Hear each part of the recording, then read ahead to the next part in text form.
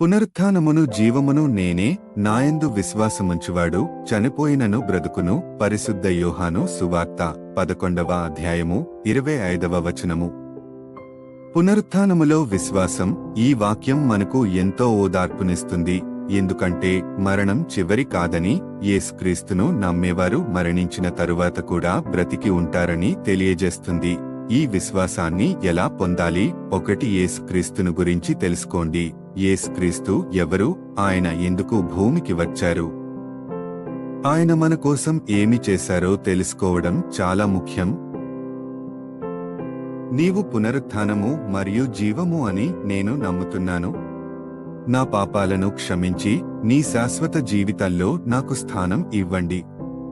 నా చివరి శ్వాస వరకు నీపై నా విశ్వాసాన్ని కాపాడుకోవడానికి నాకు బలాన్ని ఇవ్వండి. ఆమెన్.